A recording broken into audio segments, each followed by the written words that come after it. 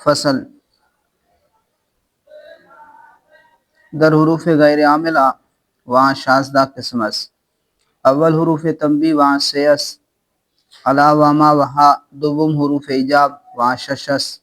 نعم بلا و اجل و ای و جیری و انا سوم حروف تفسیر وہاں دو است. ایوان کقولہ تعالی و نادینا وہاں ابراہیم. اس سے پہلے سبق میں ہم نے منصرف اور غیر منصرف کی بحث پڑھی. منصرف وہ اسم ہے جس میں اسباب منع صرف میں سے دو سبب یا کوئی ایک ایسا سبب جو دو کا مقام ہو نہ پایا جائے. منصرف کا حکم یہ ہے کہ اس پر کسرہ اور تنوین آتی ہے. منصرف پر کسرہ اور تنوین آتی ہے. اور غیر منصرف وہ اسم ہے جس میں اسباب منع صرف میں سے دو یا کوئی ایک ایسا سبب جو دو کا مقام ہو جائے.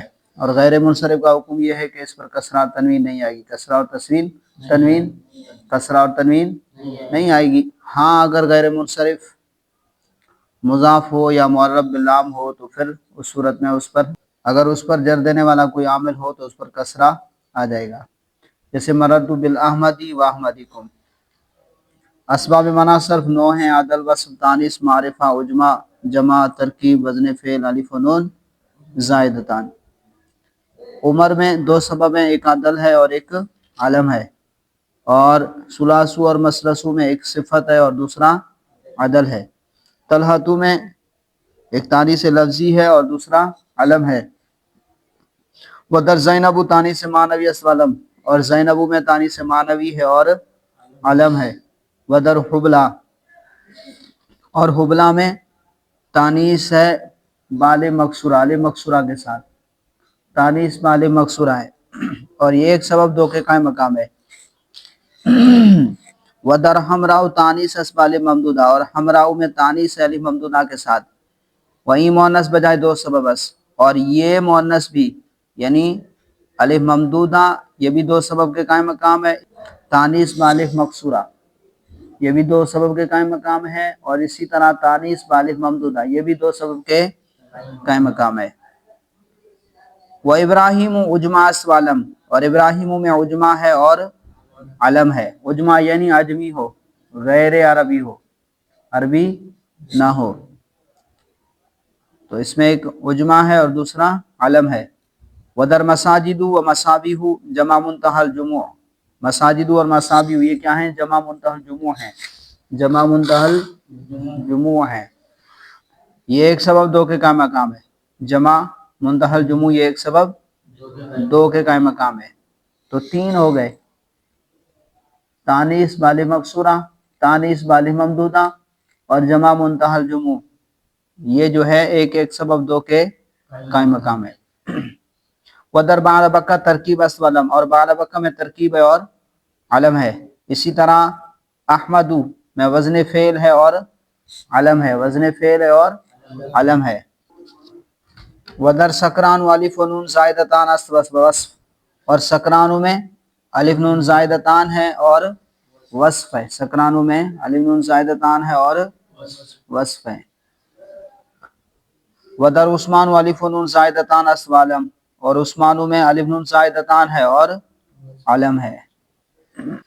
آگے سبق دیکھیں آج کا سبق. فصل در حروف غیر عاملہ و شاذہ قسم است. یہ فصل ہے حروف غیر عاملہ کے بیان میں اور وہ 16 قسمیں ہیں. وہاں شاذہ قسم است. اور حروف غیر عاملہ کی 16 قسمیں ہیں. 16 حروف نہیں ہے بلکہ 16 قسمیں ہیں. اور ہر قسم میں کسی میں 2 کسی میں 1 کسی میں 3 کسی میں 4 حرف آئیں گے. کسی میں سے بھی زیادہ ہوں گے. سمجھ میں آ گئی؟ 16 قسمیں. کتنی قسمیں ہیں؟ 16 قسمیں. حروف غیر عاملہ یعنی وہ حروف جو اپنے مابعد میں لفظاً کوئی عمل نہیں کرتے. رفع نصب جر نہیں دیتے. لفظاً کوئی عمل نہیں کرتے. یہ کتنی قسمیں ہیں؟ 16 قسمیں ہیں. اول حروف تنبیہ وہاں سے اس. اور پہلی قسم کیا حروف تنبیہ ہے اور وہ 3 ہے. الا اما وہا. الا اما اور ہاں. مصنف علیہ الرحمہ نے یہاں مزید اس کی کوئی تفصیل بیان نہیں کی کیونکہ یہ ابتدائی کتاب ہے. بس یہاں پر صرف اتنا یاد رکھنا ہے کہ حروف تنبیہ 3 ہے. جی آگے مزید اس کی تفصیل آ جائے گی. جب آپ ہدایت اللہ پڑھیں گے کافیہ جامی پڑھیں گے تو اس کی تفصیل وہاں پر آ جائے گی. یہاں پر مقصد صرف اتنا ہے کہ ابتدائی طالب علم ہے وہ اتنا صرف یاد کر لے کہ یہ حروف تنبیہ یہ ہیں. جی حروف ایجاب یہ ہیں، حروف تفسیر یہ ہیں، حروف مصدریہ یہ ہیں، اتنا وہ یاد کر لے، باقی ان کی تفصیل مزید آگے بڑی کتابوں میں آ جائے گی۔ تو حروف تنبیہ 3 ہیں۔ تنبیہ کا معنی ہے بیدار کرنا، تنبیہ کا معنی ہے بیدار کرنا، خبردار کرنا۔ تو متکلم اس لیے ان کو ذکر کرتا ہے کہ مخاطب جو ہے غافل نہ رہے، جو اس کے بعد بات بیان ہو رہی ہے جی اس سے وہ کیا بے خبر نہ رہے، غافل نہ رہے، خبردار ہو جائے۔ تو حروف تنبیہ 3 ہیں، الا، اما اور ہا۔ الا کا معنی ہے خبردار، اس کا معنی اردو میں سنو بھی کرتے ہیں، آگاہ رہو بھی کرتے ہیں، تو جو موقع محل ہوگا اس حساب سے اس کا ترجمہ ہوگا۔ نرمی کا مقام ہے تو سنو، اور اگر سختی کا مقام ہے تو پھر کیا کرتے ہیں، خبردار۔ جیسے اللہ تعالیٰ نے قرآن مجید میں ارشاد فرمایا، الا ان اولیاء اللہ لا خوف علیہم ولا هم یحزنون، خبردار بے شک اللہ کے جو اولیاء ہیں ان پر نہ تو خوف ہے اور نہ وہ غمگین ہوں گے۔ تو الا اور اما یہ جملے کے شروع میں آتے ہیں، اور ہا جو ہے جملہ اور مفرد دونوں کی ابتدا میں آتا ہے، ہا جملے اور مفرد دونوں کی ابتدا میں آتا ہے۔ اور یہ ہا جو ہے یہ آپ نے پڑھا اسماء اشارہ کے، اسماء اشارہ جو ہے ان کے ابتدا میں آتا ہے۔ جیسے اسماء اشارہ کیا ہیں، زا، زانی، زینی، تا، تو ان کے شروع میں جو آتا ہے وہ ہا کیا ہے، ہا تنبیہ کا، ہا کیا ہے تنبیہ کا ہے۔ اور منادہ معرف باللام، منادہ معرف باللام میں جو ہا آتا ہے وہ تنبیہ کے لیے نہیں ہوتا۔ جیسے یا ایھا المدثر، یا ایھا النبی، یا ایھا المزمل، تو یا معرف باللام پر جو ہا آ رہا ہے یہ ہا تنبیہ والا نہیں ہے۔ تو حروف تنبیہ 3 ہیں، تنبیہ مانے خبردار کرنا، الا، اما اور ہا، الا، اما اور ہا۔ دوم حروف ایجاب و شش، اور دوسری قسم حروف ایجاب اور وہ 6 ہیں، نام، بلا، واجل، وئی، وجیری، وائنہ۔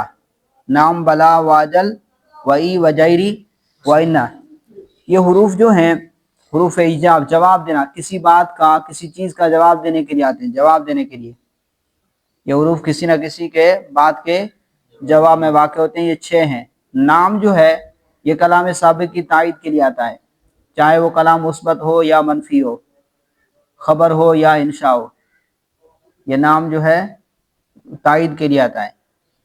جیسے مثال کے طور پر کوئی کہتا ہے ضرب زیدن، کہ زید نے مارا، ضرب زید عمرا، زید نے عمر کو مارا، آپ نے کہتے ہیں نام، جی ہاں مارا جی۔ اور اگر کوئی کہے کہ ما ضرب زیدن، ما ضرب زیدن، کہ زید نے نہیں مارا، تو اس کے جواب میں آپ کہیں نام، ٹھیک ہے۔ تو نام جو ہے یہ تائید کے لیے آتا ہے۔ اور اسی طرح جو اجل ہے وہ بھی اسی طرح ہے، اسی طرح جیری جو ہے اس کا مطلب بھی یہی ہے، یہ نام کی طرح استعمال ہوتے ہیں۔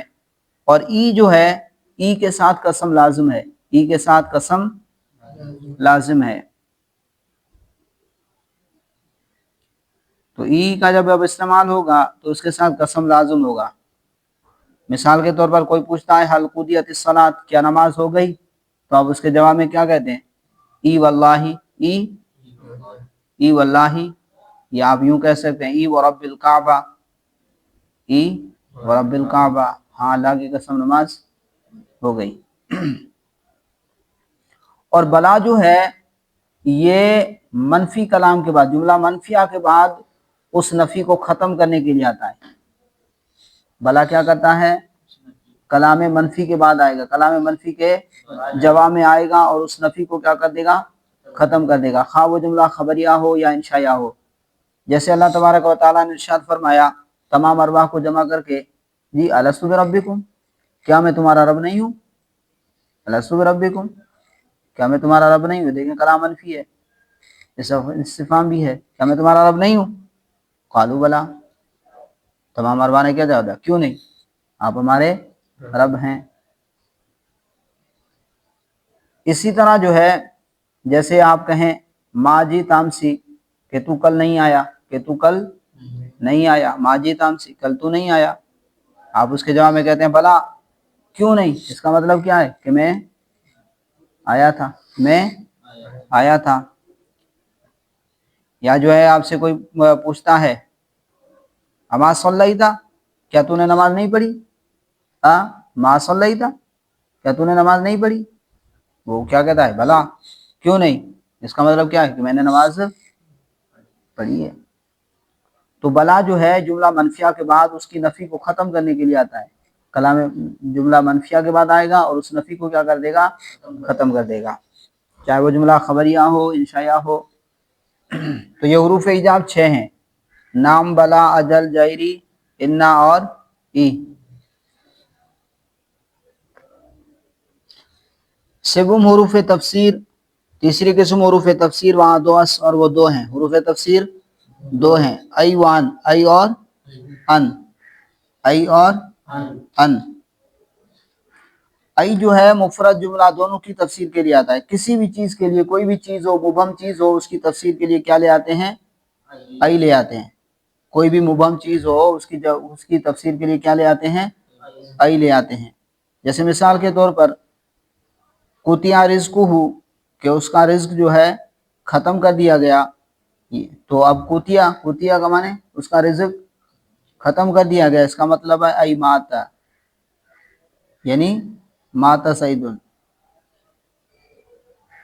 مثال کے طور پر قطع رزقہ، اس کا رزق، زید قطع رزقہ، زید قطع رزقہ، کہ زید اس کا رزق ختم کر دیا گیا. تو اس کا مطلب کیا ہے، یعنی مات زید، زید مر گیا. مثال کے طور پر اسی طرح جانی ابو عمر، میرے پاس ابو عمر آیا. اب ابو عمر کنیت سے اتنا زیادہ مشہور نہیں، آپ پریشان ہو جائیں گے ابو عمر کون ہے، تو میں اس کی تفسیر کر دیتا ہوں آئی زید، یعنی زید. تو آپ سمجھ جاتے ہیں کہ زید آیا. اسی طرح مثال کے طور پر میں کہتا ہوں قال نعمان، کہ نعمان نے کہا، کہ اب نعمان سے مراد کون ہے، وہ ہمیں امام اعظم ابو حنیفہ اپنے نام سے تو زیادہ مشہور نہیں ہے نا، کنیت کے ساتھ مشہور ہیں. طلباء کو، اکثر طلباء کو ان کا نام کا پتہ نہیں ہوتا.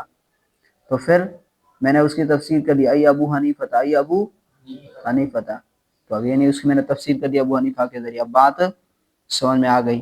تو ای جو ہے کسی بھی چیز کی تفسیر کے لیے آتا ہے، مبہم چیز جملہ ہو، کچھ بھی ہو، مفرد ہو، جی اس کی تفسیر کے لیے کیا لے آتے ہیں، ای لے آتے ہیں. اور ان صرف مفرد کی تفسیر کے لیے آتا ہے، ان صرف مفرد کی تفسیر کے لیے آتا ہے. اس کے لیے بھی یہ شرط ہے کہ مفرد ایسے فعل کا مفعول بھی ہو جو قول کا ہم معنی ہو، جو قول کے معنی ہو، ہم معنی ہو. جیسے نادیناہ ان یا ابراہیم، نادیناہ ان یا ابراہیم، یعنی ہم نے اسے ندا دی کہ اے ابراہیم. اصل عبارت یہ ہے نادیناہ بلفظ ان یا ابراہیم، کہ ہم نے اسے ندا دی اس لفظ کے ساتھ، ان یا ابراہیم، کہ اے ابراہیم. وہ ندا کیا ہے کہ ہم نے کیا کہا، اے ابراہیم. ہم نے اسے ندا دی بلفظ، لفظ، اس لفظ کے ساتھ. کون سا لفظ ہے، یا ابراہیم. تو نادیناہ قول کا ہم معنی فعل ہے، نادیناہ قول کا ہم معنی فعل ہے، یعنی ہم نے اسے پکارا ہے ابراہیم. تو حروف تفسیر دو ہیں، ای اور ان، کا قولی تعالی ونادیناہ ان یا ابراہیم، اور ہم نے اسے ندا دی یعنی اے ابراہیم. ہم نے اسے ندا دی ان یا ابراہیم، یعنی اے ابراہیم. چہارم حروف مصدریہ واسع، اور چوتھی قسم حروف مصدریہ ہیں، اور وہ 3 ہیں، ما و ان و انا. اچھا، ما، ان اور انا. ما اور ان جو ہیں یہ ما بعد فعل کے ساتھ مل کر مصدر کے معنی میں ہو جاتے ہیں. ما بعد فعل کے ساتھ مل کر مصدر کے معنی میں ہو جاتے ہیں، اس لیے کو مصدریہ کہتے ہیں. ما اور ان فعل پر داخل ہوتے ہیں اور دونوں کا مجموعہ مصدر کے معنی میں ہو جاتا ہے. جیسے قرآن مجید میں ہے ضاقت علیہم الارض بما رحبت، کہ زمین اپنی وسعت کے باوجود ان پر تنگ ہو گئی. تو یہاں پر ما اور فعل مل کر مصدر کے معنی میں ہے، ما اور فعل مل کر مصدر کے معنی میں ہے. انا جو ہے یہ جملہ اسمیہ پر داخل ہوتا ہے، انا جملہ اسمیہ پر داخل ہوتا ہے اور دونوں کا مجموعہ پھر مصدر کے معنی میں ہو جاتا ہے. جیسے بلغنی انک قائم، کہ مجھے تیرے کھڑے ہونے کی خبر پہنچی، تو انا جملہ اسمیہ پر داخل ہو کر اسے مصدر کے معنی میں کر دیتا ہے۔ تو حروف مصدریہ 3 ہیں، حروف مصدریہ 3 ہیں، ما و ان اور انا۔ ما اندر فعل لون، ما اور ان فعل پر داخل ہوتے ہیں، جاتے ہیں، تا فعل بمعنی مصدر باشد، تاکہ فعل جو ہے مصدر کے معنی میں ہو جائے، یعنی ما اور ان یہ فعل کے ساتھ مل کر کس معنی میں ہو جاتے ہیں؟ مصدر کے معنی میں ہو جاتے ہیں۔ پنجم حروف تحدید، وہاں چہارس، اللہ، حلا، لولا، لوما۔ حروف تحدید اس کا مطلب ہے برانگیختن، یعنی ابھارنا، کسی کام پر ابھارنا۔ ان حروف کے ذریعے بھی مخاطب کو کسی کام پر، کسی بات پر ابھارنا مقصود ہوتا ہے، اس لیے ان کو حروف کو کیا کہتے ہیں؟ حروف تحدید کہا جاتا ہے، حروف تحدید کہا جاتا ہے۔ تو یہ اکثر طور پر ان کے بعد فعل مضارع آتا ہے، فعل ماضی پر داخل ہو تو پھر یہ تندیم کا فائدہ دیتے ہیں، کس کا؟ تندیم کا۔ اور فعل ماضی مضارع پر داخل ہو تو یہ پھر تحدید کا فائدہ دیتے ہیں، کس کا؟ تحدید۔ تحدید مانے ابھارنا، کسی کام پر ابھارنا۔ جیسے اللہ تحفظ الدرس، تو اپنا سبق یاد کیوں نہیں کرتا؟ مطلب کیا، تجھے سبق یاد کرنا چاہیے، سبق یاد کرنا چاہیے۔ اور اگر یہ فعل ماضی پر داخل ہو تو تندیم کا، یعنی شرمندہ کرنے کے لیے، کہ لولا، قرآن مجید میں ہے نا، لولا اذ سمعتموہ ظن المؤمنون خیرا، جب تم نے اس خبر کو سنا تو ایمان والوں نے اچھا گمان کیوں نہیں کیا؟ تو حروف تحدید کتنے ہیں؟ 4 ہیں، اللہ، حلا، لولا اور لوما۔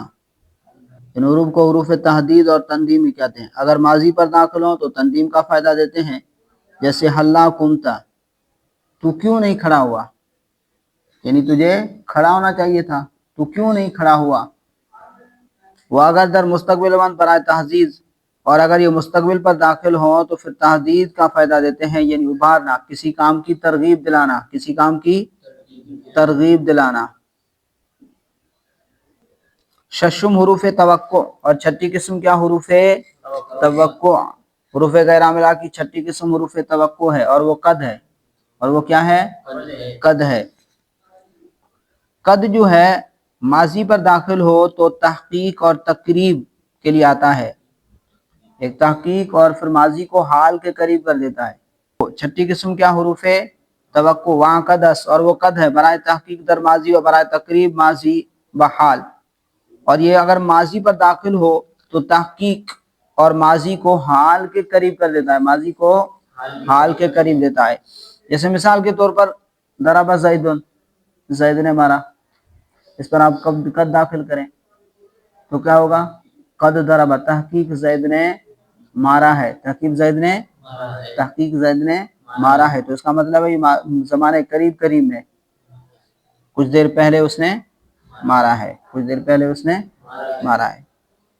تو یہ جب ماضی پر داخل ہو تو تحقیق کا فائدہ دیتا ہے اور ماضی کو حال کے قریب کر دیتا ہے، ماضی کو حال کے قریب کر دیتا ہے۔ پہلے تھا ضرب زید، زید نے مارا، اب پتہ نہیں تھا کہ اس نے مارا تو ہے، زمانے ماضی میں مارا ہے، لیکن پتہ نہیں یہ کب مارا ہے، اس کو کتنا عرصہ ہوا ہے۔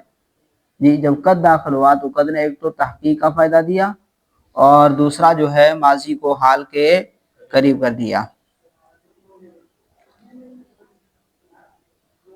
تو حروف توقع، اور وہ قد ہے برائے تحقیق در ماضی و برائے تقریب ماضی بحال، اور یہ تحقیق کے لیے آتا ہے، تحقیق کے لیے آتا ہے در ماضی، ماضی میں، و برائے تقریب ماضی بحال، اور یہ ماضی کو حال کے قریب کرنے کے لیے آتا ہے، یعنی ماضی کو حال کے قریب کر دیتا ہے۔ وہ در مضارع برائے تقلیل، اور جب مضارع پر داخل ہو تو یہ تقلیل کے لیے آتا ہے، کس کے لیے آتا ہے؟ تقلیل۔ جیسے قد یضرب زید، قد یضرب زید، زید کبھی کبھی مارتا ہے، زید کبھی کبھی مارتا ہے۔ اور تحقیق کا معنی بھی ہوتا ہے، پھر مضارع پر جب داخل ہو تو کبھی تحقیق کے معنی میں بھی آتا ہے، لیکن عام طور پر اکثر طور پر یہ تقلیل کے معنی میں استعمال ہوتا ہے، کبھی کبھار کا معنی کریں گے، وہاں پر کیا کریں گے؟ کبھی۔ جیسے قد یضرب زید، زید کبھی کبھی مارتا ہے یا مارے گا، کبھی کبھی مارے گا، جو بھی ترجمہ کر لیں۔ اور تحقیق کے معنی میں بھی آتا ہے، جیسے قد یعلم اللہ الذین یتسللون منکم لواذا، قرآن مجید میں اللہ تعالیٰ نے فرمایا بے شک اللہ جانتا ہے ان لوگوں کو جو تم سے چپ کے آڑے نکل جاتے ہیں، لواذا چپکے سے آڑے نکل جاتے ہیں، یہ تو منافقین کے بارے میں نازل ہوئی تھی۔ تو یہاں پر قد تحقیق کے لیے، صرف تحقیق کے لیے ہے، اور قد جو ہے کبھی تحقیق و تقلیل دونوں کے لیے آتا ہے، جیسے الکذوب قد یصدق، کہ جھوٹا جو ہے وہ کبھی کبھی سچ بھی بول جاتا ہے، الکذوب جھوٹا جو ہے، قد یصدق کبھی سچ بھی بول جاتا ہے، تو اس میں قد جو ہے تحقیق کے علاوہ تقلیل کے معنی میں بھی ہے۔ تو بہرحال قد جو ہے تحقیق کا معنی بھی دیتا ہے، خواہ ماضی پر داخل ہو یا مضارع پر۔ فرق یہ ہے کہ ماضی پر تحقیق کے علاوہ کبھی یہ جو ہے ماضی کو تحقیق کے علاوہ ماضی کو حال کے قریب کر دیتا ہے، اور مضارع پر داخل ہو تو یہ تحقیق کے علاوہ تقلیل کے لیے بھی آتا ہے، تحقیق کے علاوہ تقلیل کے، اکثر طور پر تقلیل کے لیے آتا ہے جب مضارع پر داخل ہو۔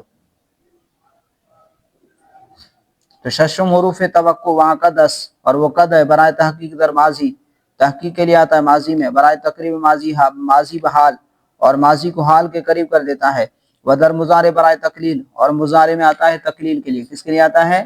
تقلیل کے لیے، اور کبھی مضارع میں تحقیق کا معنی بھی دیتا ہے، تحقیق کے معنی کا فائدہ بھی دیتا ہے۔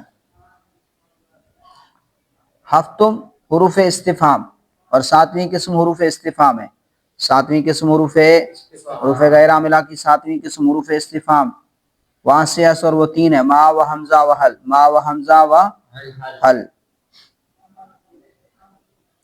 یہ یہاں پر مصنف علیہ الرحمہ نے تین ذکر کیے ہیں، ما جیسے مثال کے طور پر سوال ہوتا ہے، مسمو کا، تیرا کیا نام ہے؟ اسی طرح جو ہے ازید قائم، کیا زید کھڑا ہے؟ اسی طرح حل جاء زید، کیا زید آیا؟ حل ذهب زید، کیا زید گیا؟ تو یہ تین ہیں جو استفہام کے لیے آتے ہیں، طلب فہم کے لیے آتے ہیں۔ تو مصنف علیہ الرحمہ نے ان کو تین ذکر کیے ہیں، لیکن یہاں پر مصنف سے تسامح ہوا ہے، حروف استفہام دو ہیں، حروف استفہام دو ہیں، حمزہ اور حل، حمزہ اور حل۔ اور یہ ما جو ہے، ما اسم ہے، ما کیا ہے؟ اسم ہے، حرفیہ نہیں ہے، ما اسم ہے، حرف نہیں ہے۔ ہشتم حروف ردع، اور آٹھویں قسم حروف ردع ہے، حروف ردع۔ ردع کا معنی ہوتا ہے کسی کو ڈانٹنا، انکار کر دینا، کیا؟ ڈانٹنا اور انکار کر دینا۔ باز گردانیدن، باز رکھنا یعنی روکنا۔ تو حروف عاملہ کی آٹھویں قسم کیا؟ حروف ردع ہے، حروف ردع، اور وہ کیا ہے؟ کلا ہے، وہ کیا ہے؟ کلا ہے۔ ہشتم حروف ردع وہاں کلاس بمانا باز گردانیدن، بمانا باز رکھنا، روکنا، کسی کو ڈانٹ دینا۔ اب مثال کے طور پر کوئی آپ سے کہتا ہے کہ زیدن یبغضک، کہ زید جو ہے آپ سے بغض رکھتا ہے، جی کہ زید آپ سے بغض رکھتا ہے، تو آپ اسے کہہ دیتے ہیں کلا، ہرگز ایسا نہیں ہے، ایسا نہ کہو، زید مجھ سے بغض نہیں رکھتا۔